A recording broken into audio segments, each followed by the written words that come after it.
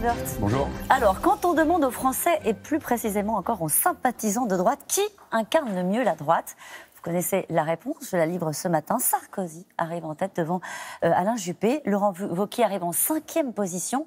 C'était mieux avant, visiblement, pour les sympathisants de droite. Et on verra, oui, c'est un sondage assez intéressant. On voit d'ailleurs que à la fois l'image et puis le talent de Nicolas Sarkozy reste fermement ancré dans l'opinion des Français, ou en tout cas de certains Français. Mais quelle leçon en tirer ? Je pense que la leçon à en tirer, c'est qu'il faut plus d'unité et plus de projets à droite. Il faut de la crédibilité.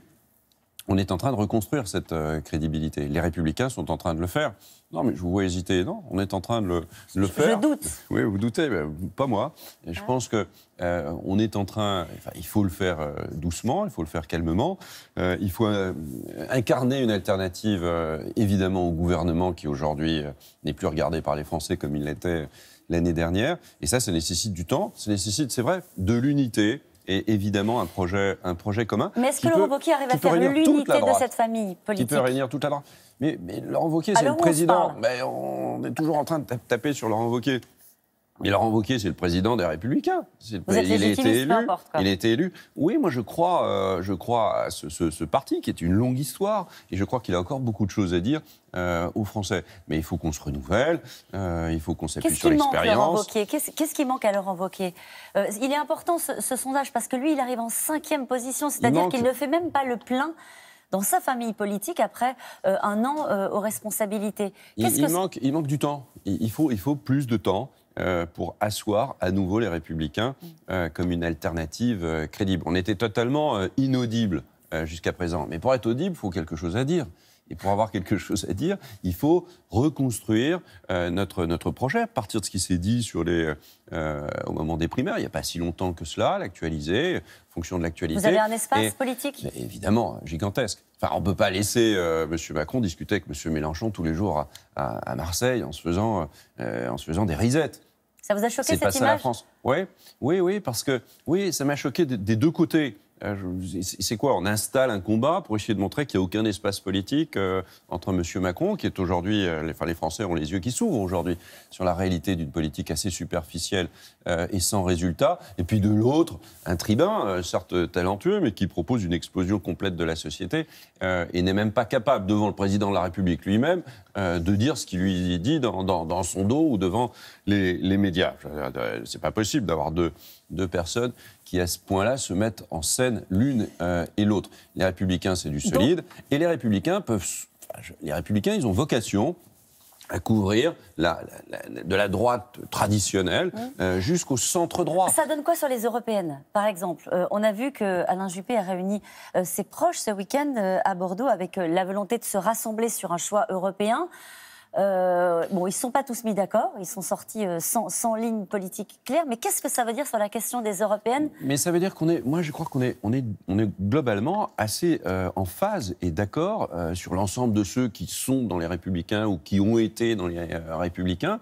Entre Alain Juppé et Laurent Wauquiez ? Oui, je ne suis pas sûr qu'il y ait autant de différences sur le fond. Il y a des différences sur les mots, il y a des différences sur les attitudes, sur les coups de menton, éventuellement. Mais est-ce que sur le fond, il y a une vision très différente de l'Europe ? Moi, je suis pro-européen. La liste qu'on devra constituer doit se faire sur une base pro-européenne, mais pas une Europe naïve. Je suis pour l'Europe des peuples. Je suis contre l'Europe populiste. Ça n'a rien à voir, mais je suis pour une Europe qui parle au peuple. Ni intellectuelle, c'est-à-dire on ne comprend rien, ni une Europe, c'est souvent le cas malheureusement, ni une Europe technocratique. Mais par exemple, Xavier Bertrand, ce week-end, il a mis en garde contre les dangers de l'extrême droite en disant qu'il est loin d'être écarté dans notre pays.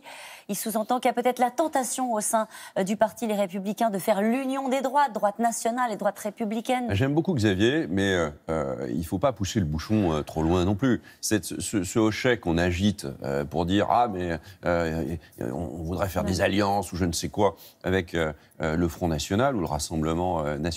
On le disait à Chirac à une époque. On l'a dit après à Sarkozy à une autre époque. On le dit tout le temps, mais c'est jamais le cas. Il n'y a jamais eu de collusion entre les deux, et ce ne sera jamais le cas. Ce ne sera jamais le cas. On peut quand même ouvrir les yeux sur des sujets qui ont été à une époque sujet de l'extrême droite. Les immigrants. Maintenant, il y a des phénomènes migratoires qui sont en train de bouleverser le monde. Heureusement que des partis qui sont dans le champ républicain apportent des solutions, heureusement. Et les européennes, ce sera évidemment entre, d'un côté, une Europe de l'adhésion, adhérons à une certaine idée de l'Europe, à des sujets extrêmement concrets, et puis en même temps, trouvons des solutions par rapport à tous ces empires qui se créent aux portes de l'Europe. Et la France n'y résistera pas si l'Europe n'est pas forte. Vous remettez votre casquette, si vous voulez bien, de président de la Commission des Finances. Quand vous entendez la ministre des Sports tout juste nommée s'inquiéter des coupes brutales, ce sont ces mots, contre son budget. On parle de 1600 postes supprimés, de 30 millions de crédits en baisse. C'est la gestion saine des finances publiques que vous réclamez. Mais il faut réduire le nombre de fonctionnaires, il faut réduire la dépense publique. Ni l'un ni l'autre ne sont faits aujourd'hui par Emmanuel Macron. Il n'y a pas de réduction du nombre de fonctionnaires, donc il n'y a pas de réflexion autour de ce que doit faire l'État, ce que doit pas faire... C'est ce qui va se passer au ministère des Sports. Oui, sans doute. Donc un ministre qui arrive et qui, au bout de 2 minutes... cède à la pression, c'est-à-dire que ne résiste à aucun type de pression, c'est évidemment assez incroyable. J'imagine que quand la ministre a été nommée, on a dû lui dire un peu, il y a des trucs dans les tuyaux, quoi. Je veux bien qu'on remette toujours en question les décisions difficiles. Je ne sais pas s'il faut 1600 postes de moins au ministère des Sports. Je ne sais pas si on peut faire autrement. Peut-être peut-on faire autrement. Mais en tout cas, la réduction du nombre de fonctionnaires, avec des rémunérations probablement plus élevées, avec un temps de travail augmenté, c'est absolument nécessaire. Comme la révision de notre modèle social. Un modèle social du 21e siècle, c'est un modèle social qui s'est joué entre plus de responsabilités pour les Français, individuelles, mais aussi plus de solidarité, mais aussi plus d'économie. Parce qu'un modèle social, il n'est pas solidaire si il est payé par les générations futures. Il est même, à mon avis, le contraire de la solidarité. Et qu'est-ce qu'on fait alors pour le plan pauvreté qui va être présenté cette semaine? Écoutez, là, il faut des moyens. Les plans pauvreté, il y en a toujours eu. Il faut lutter contre la pauvreté, évidemment, lutter contre les injustices. Mais la principale des injustices, ce sont les déficits publics et la taille de la dépense publique. Plus il y a de dépenses publiques, et plus ce sont les plus faibles des Français qui payent les pots cassés. Donc il faut réduire la dépense publique, augmenter la croissance et augmenter les salaires. C'est si simple, Éric Woerth. C'est pas si... Non, il faut beaucoup de courage. Ouais. Il faut beaucoup de courage, énormément de courage. Et moi, je note au bout d'1 an que le président Macron, il n'a pas ce courage-là. Est-ce qu'il faut du courage pour élire une femme au perchoir? Non, il faut élire le meilleur au perchoir. Il y a beaucoup de candidats et c'est très bien comme ça, sauf que ça ne nous concerne pas du tout. Moi, j'incite à voter pour Annie Genevard, qui sera notre candidate. Merci beaucoup, Éric Woerth. C'est à vous, Laurent.